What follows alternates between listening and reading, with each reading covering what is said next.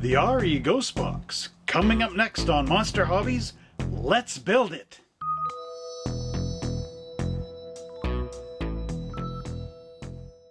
Hello everybody, welcome back to another Monster Hobbies Let's Build It. My name is Trevor Slescu and I'm the owner of Monster Hobbies. Welcome to my basement shop. Down below in the dark cellar. Now anyway, when I did my Monster Hobbies What's in the Box episode of the Ghost Box, I got a lot of people requesting for me to actually build one of these to show you how it works and how it operates, because it is a magical ghost box. It looks like a normal box, and then when you put a coin on it, the skull head comes out and sucks it back into the box. So let's go down to our bench and start with episode number 1, where I'm going to just work on this a little bit, not too much. Alright, let's go down to our bench. Hello everybody, welcome back down to our bench, and tonight I'm going to open the lid on our ghost bank. I'm only going to do one little piece of this because I want to build the suspense. No, actually it's quite late at night and I don't think I want to do too much on the model, because if you're tired you can't do a really excellent job. So tonight we're actually only going to do one piece, but it involves paint, so it's going to be kind of cool when we're done. So without further ado, let's come down to the bench and see how to build this scary bank. And here we are down on the bench with our ghost box. Just going to move the lid out of here for a minute. And the component that I'm going to actually work on tonight is the actuating arm, which of course is this very interesting skull. Woo! So I am going to move the whole box of instructions out of the way, because really all I'm going to do tonight is work on this part here. So to begin with, I'm going to grab my sandpaper block and my hobby knife and these side cutters here. Then we will just zoom the camera down and do a little position work, pardon me. Okay, so here we have our skull head actuator. So we'll just take our clippers and clip it off the parts tree.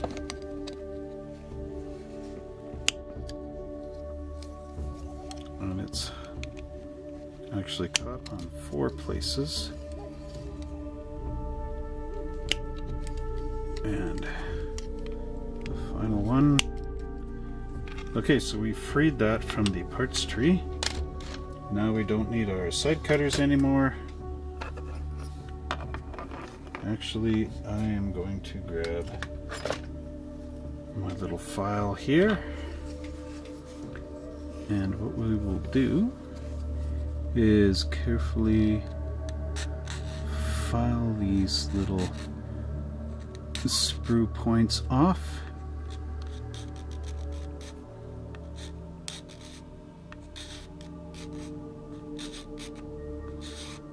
Until that's flat. Then I will use the Finder sandpaper on the back of my sandpaper block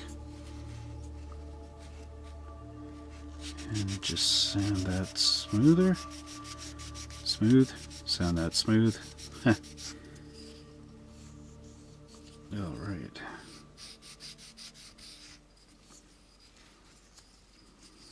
Then here I can use my rougher sandpaper too.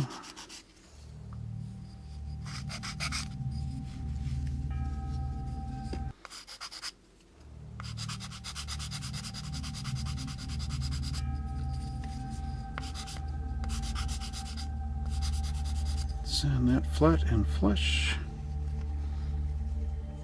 Okay, so we will I'm gonna let you do yours there off camera.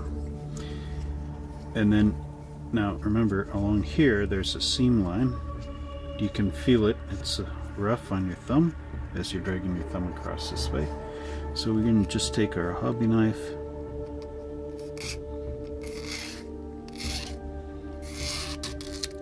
do some adzing, as they call it, which is basically scraping. And we'll go along here too. And you want it so that it's got a nice little roll right there. And you can feel it with the edge of your thumb for when you've got it nice and rounded.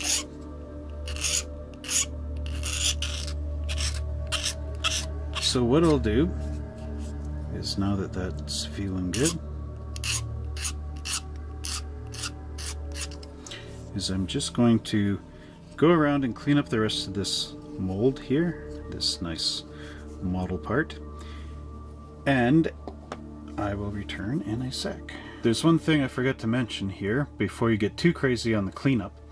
There's two pins right there and there. Do not sand these or file these off. These little pins are actually what's going to help in catching that coin on the bank when this thing comes out of the box. You know, like that, it's going to catch that coin and pull it in. So if you can sand these off, it's going to have a difficult time trying to get that coin. So keep the sandpaper and that away from these points. Okay, now carry on and sand away. Okay, so I have cleaned off the seam lines along my actuator here, and I'm just going to use some 600 and very lightly sand on here just to help give the plastic a little bit of a tooth on it, so that when I paint it, the paint can cling into the grooves from the sandpaper, and it won't be trying to hold its own on completely smooth plastic. Maybe you could use some 400 on here, would have actually been better. I just grabbed what was lying around in the corners here on my workbench.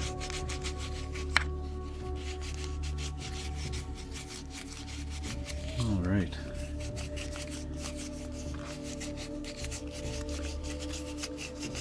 So yeah, here we go. It's a minute of sanding too long. All right, so we're getting a little bit of the sheen off of it. Do a little bit there. And now this should be about ready for paint.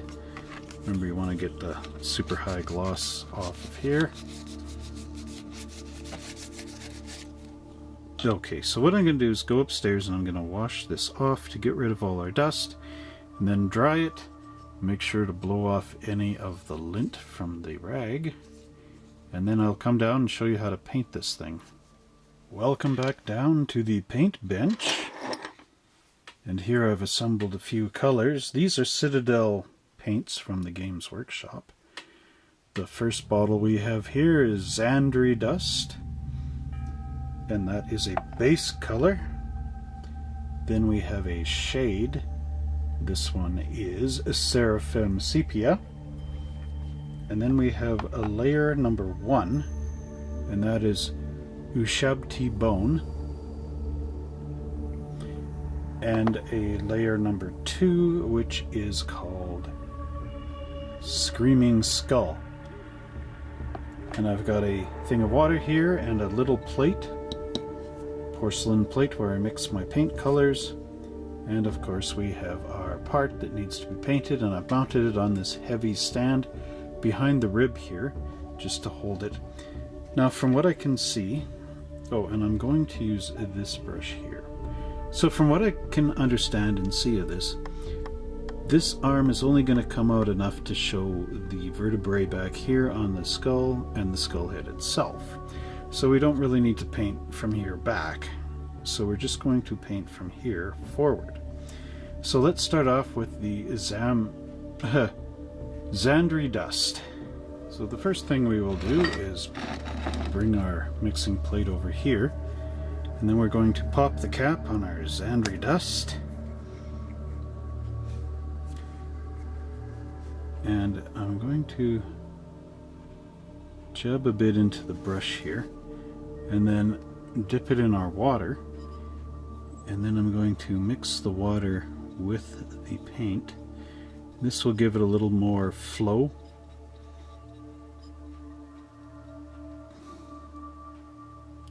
And I'll add a bit more here,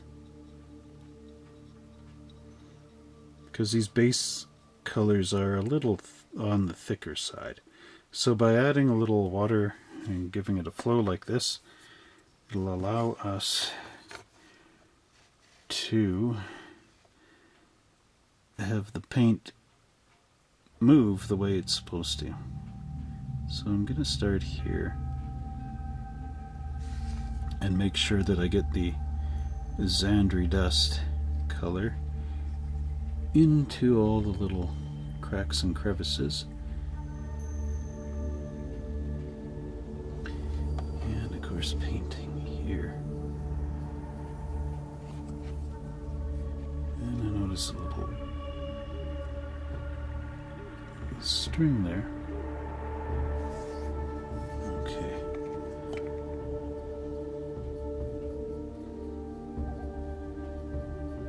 So I just paint this as a solid.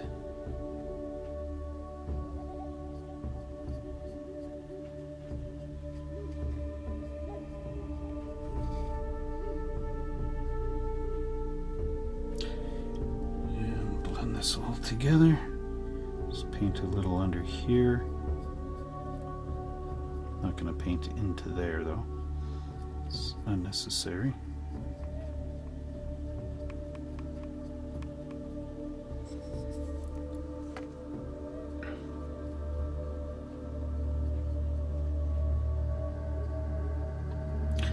Right about now, it'd be great to hear some like music on my radio if YouTube allowed it and didn't say that everything is copyright. Okay. What kind of music would you like to listen to as you do this? Leave your playlist choices in the comments below. Okay. Get a little bit of interaction with you guys. Alright. And I'm going to paint this into the eye sockets as well.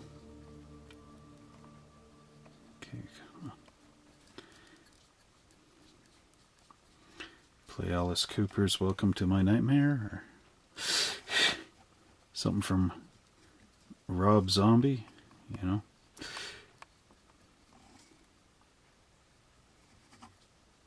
Or you could even play some Fleetwood Mac, haha. Or some kind of millennial music full of woo woo. I don't know. Homeboys make some noise. I don't know. Run DMC singing It's Tricky to Rock a Rhyme. I don't know. Whatever you guys want to listen to. You could listen to classical music. You could listen to Edgar Allan Poe on audio cassette. You know? Okay. Brahms Lullaby. Actually, I think you're probably going to be listening to me overdubbing this with some safety YouTube music, YouTube approved something or other. You know, I'll see what's in the playlist and play it, which you're probably grooving to right now. So as you can see, I didn't use too much of this paint, and yet I've pretty much got this covered. So we will just let this dry off camera. There, see, already this is starting to look like something other than just black plastic. So let's just give this a little bit more here. That's probably good. We'll let it dry. Now that the Xandri dust has dried on our painted skull head, we're actually going to use the next color here, which is a shade. Now this is a very thinned down shade. It's called Seraphim Sepia, and if you can think of like the old black and, or actually before they used to use a sepia tone for photographs, this is much the same kind of color as that sort of thing. And as you can tell, this is a little more like water. So I've got my skull head here from the bank, the International Bank of Skull Heads. Okay, so we will just, let's move the bottle here. Notice I don't have the plate. I'm not going to need it. So, as you can see, this shade goes right into those cracks there. Can you see that? Yeah, there you go. Very nicely, nice flow in there. And this is how it's used.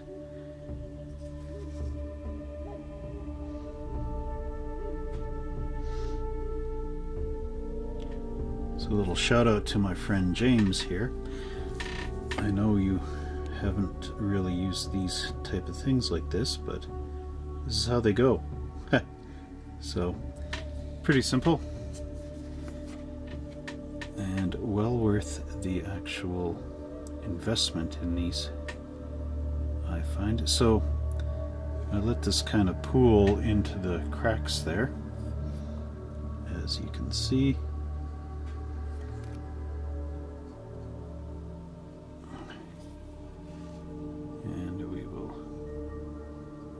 Get it into those eye sockets. See, this is flowing out pretty good. This is only one brush full of this. Just make sure you get it in the nose. Try to get some of those bubbles out of there too.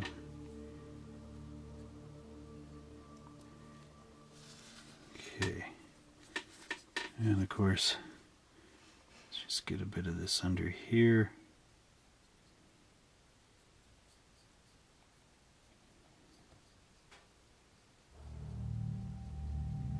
Okay, now this will take a little longer to dry though, because it's thinner and wetter than the Xandri dust was.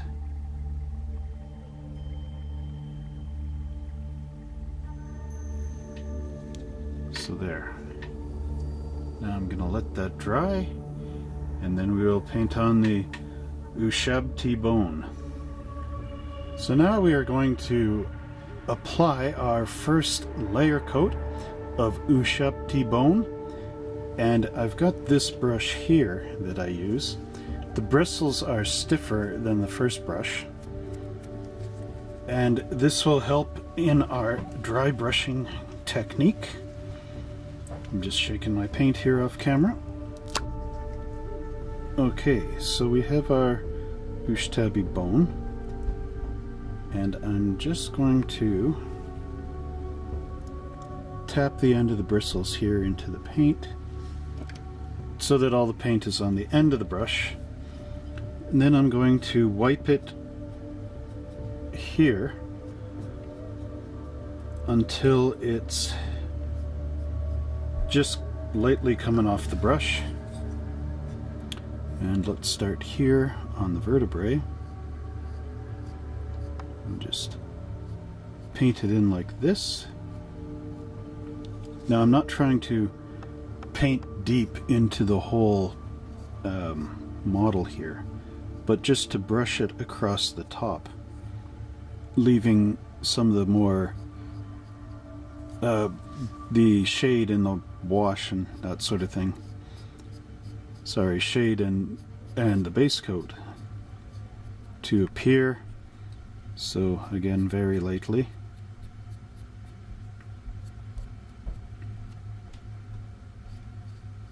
I did paint underneath the teeth there, just so that it would come up a bit. Okay. So remember, if you need some more paint, just wipe it into the brush and then wipe it out of the brush.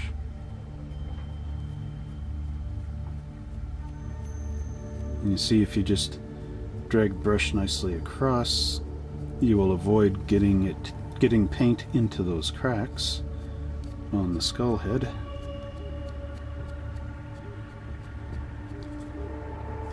I'm going to try to keep the same direction on the brush.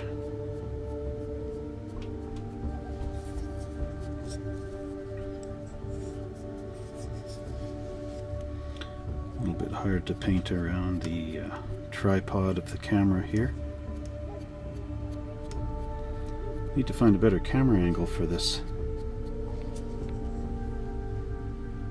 Okay, and I'm going to go downward here on the face.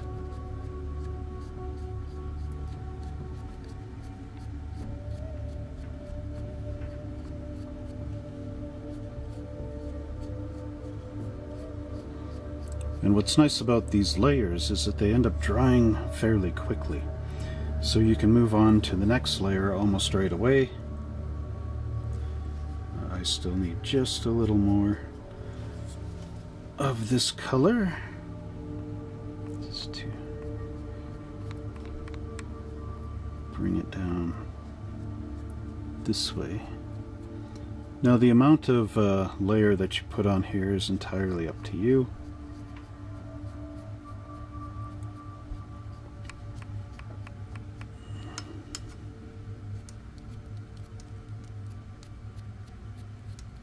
Okay, so there is the bone color for that. So now let's go on and apply the Screaming Skull paint. And now we have our final layer, the Screaming Skull. This is layer number 2. It is lighter than the Ushabti bone. And we'll just open it up here. And again, I'm using the same brush. And same technique. Apply a bit of paint to the end. Just turn this around.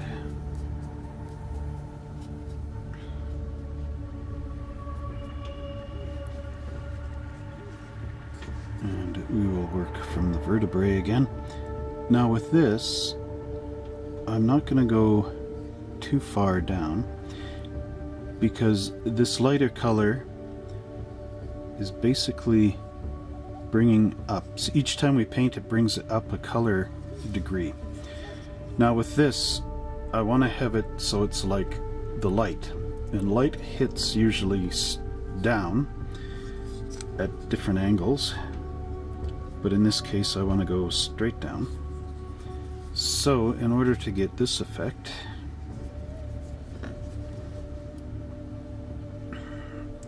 we want to think of where sunlight would hit.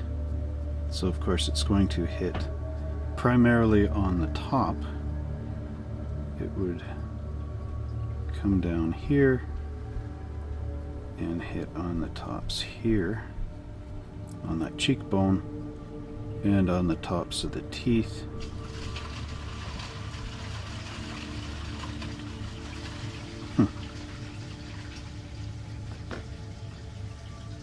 Okay, we have a hot water tank going. Oops. Let's see, I painted it in the wrong direction.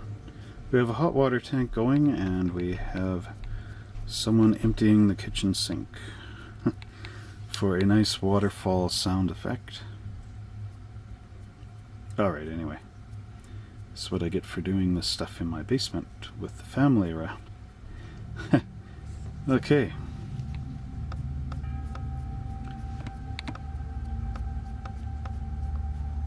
So there we go.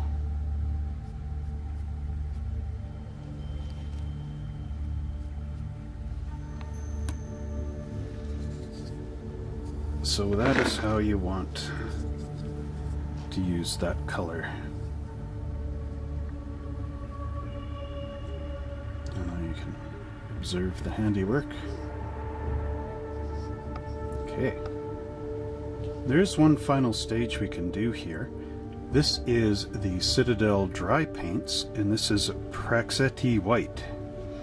So this paint operates a little bit differently. As you can tell, it's pretty thick inside here, and it almost looks like it is a bottle of dead paint, or dried up paint, but really it's not. So again, like we did with the layers, we put a little bit on the end of the brush. Okay. And we now have a piece of paper towel, and we just wipe this out of the brush just so that there's enough in the brush here. I know that kind of sounds strange, but so what we want to do is this will give a little bit more white into the bone, and again, much like the previous layer, we want to just go directly where the sun's gonna hit this the most.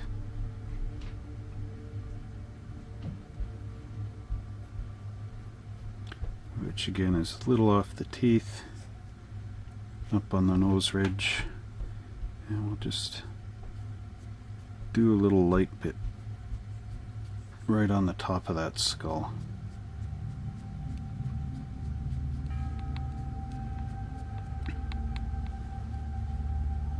And there. Now you can see the highlights in there, and it is looking a lot better.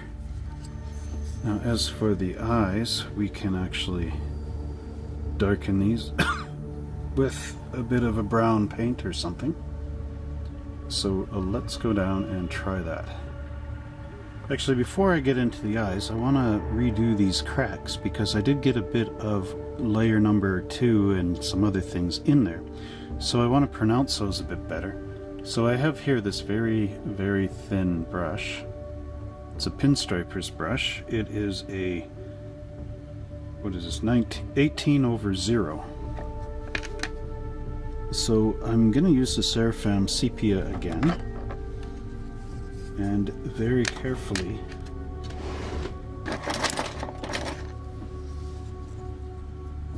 putting this hand here with my elbow on the table, and then bracing this hand on the other table, part of the table, going to just follow the lines here with the Seraphim Sepia.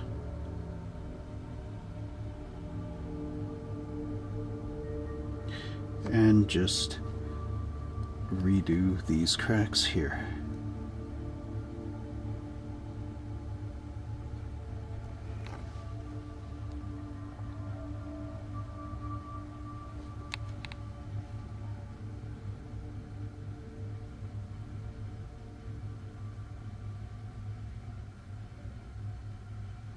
Being careful not to bring the wash, or the shade, I mean, up onto the actual layer paints, because I don't want to get rid of the detail that I just put in, of course.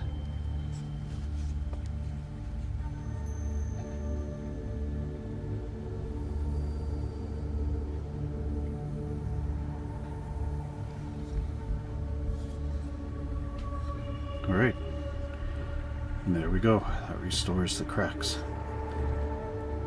Now, let's move on to those eyes. So in order to get the eyes darker, we have been using Seraphim Sepia shade. I'm going to use Agrath Earthshade in where the eyes are, because this is quite a darker color. As you can tell, the Seraphim Sepia is a little more orange. This is more brown. So I'm going to use this brush. It's a number 2. I could use better brushing here actually, but I don't seem to have one. Okay, so we just put the Agrath Earthshade, the brush into the Agrath Earthshade,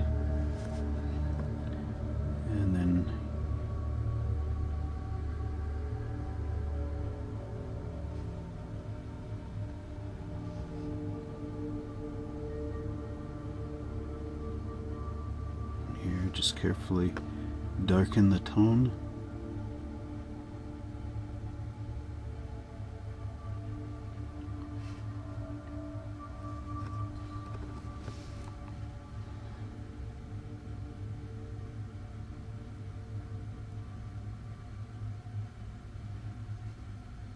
Oops.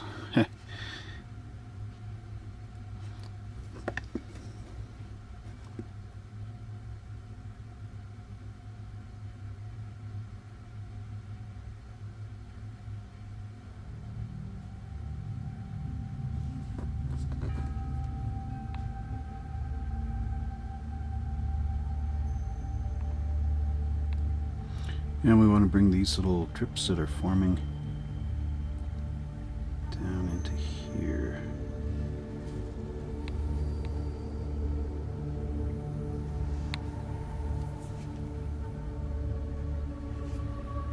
Just wipe off a little bit off the edge there. Ah, our water tank stopped. So there we have darker eyes. Almost looks like he's wearing sunglasses, but of course once the paint dries it'll look a little more like it should. Could even put some of that Agrath Earth shade into the nose recesses. So I will do that again using the little pinstriper brush.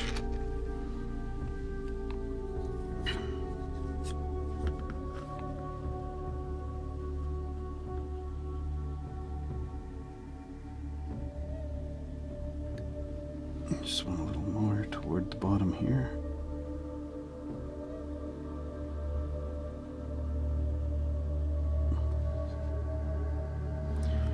And I will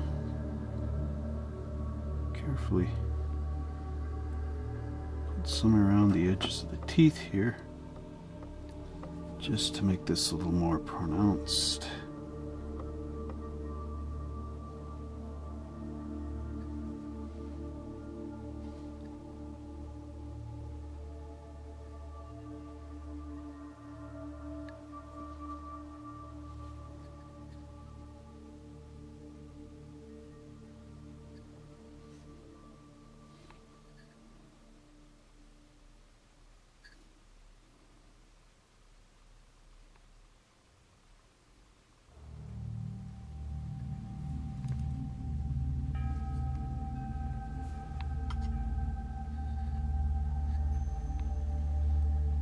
And there it is.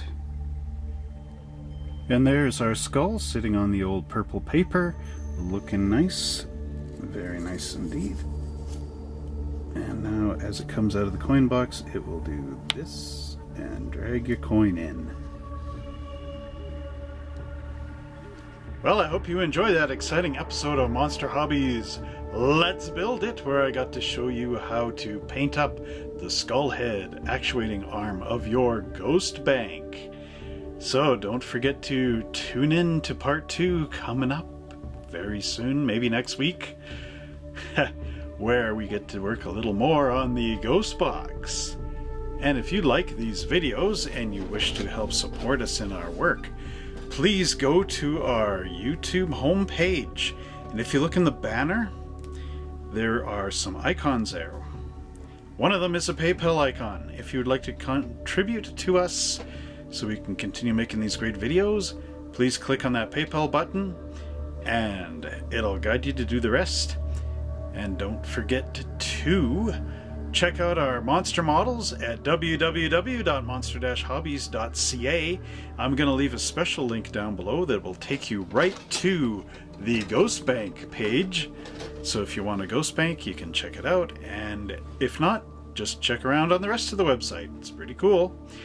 And if you would like to see some of our other videos in this Monster Hobbies Let's Build It series, you can check them out here and here.